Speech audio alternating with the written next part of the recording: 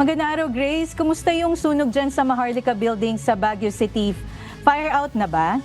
Yes, Beverly, gumamit nga ang mga bombero ng fire hydrant sa palengke ng lungsod upang sugpuin ang sunog na tumupok sa ikatlong palapag na bahagi ng Maharlika Livelihood Center kaninang madaling araw sa tulong ng Baguio Water District. Ayon kay Baguio City Fire Marshal Marisol Odiver na idiniklara ang fire out dakong alas 4:20 ng umaga. Labis ang pag-aalala ng mga stall owners sa Maharlika Building matapos masunog ang third floor ng naturang establishmento kaninang 1:25 ng madaling araw July 16. Ayon sa mga stall owner, doon lamang umano sila kumukuha ng kanilang pangangailangan sa araw-araw. Gaya na lamang ni gas makala na may dalang sako para kung may clearance na pwede nang pumasok sa loob ng building ay makuha o mahakot ang kanilang panindang cellphones sa loob.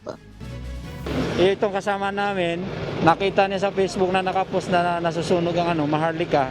Kaya lahat kami, kahit inaantok na, napilitan kaming tumayo at saka pumunta rito.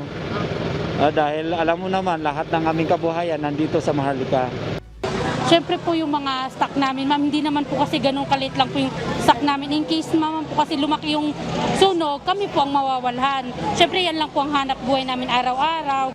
Ayon kay Mayor Benjamin Magalong, bandang 1:25 ng madaling araw nang nakatanggap ang command center ng lungsod ng Baguio na nasusunog ang Maharlika Building. Kanina ay kinausap ni Mayor Magalong si retired Major General Robert Arevalo, ang General Manager ng Maharlika Building, ukol sa pansamantalang pagsasara muna ng Maharlika Complex. Layo nitong mabigyan daan ang investigasyon ng Bureau of Fire Protection Baguio sa nangyaring sunog sa naturang establishmento. Sinabi ng alkalde na kakausapin nila ang lahat ng tenants ngayong araw para mapag-usapan ang kanilang mga hinaing sa lokal na pamahalaan.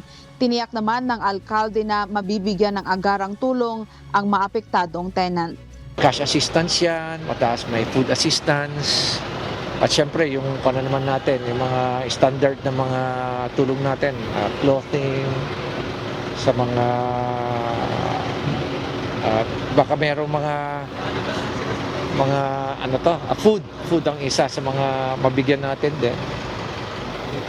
At we're also working closely with the SWD for more financial assistance, especially livelihood and DOLE.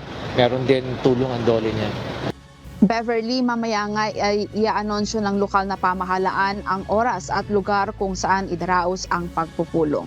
Yan muna ang balita mula dito sa Baguio City. Balik sa'yo, Beverly.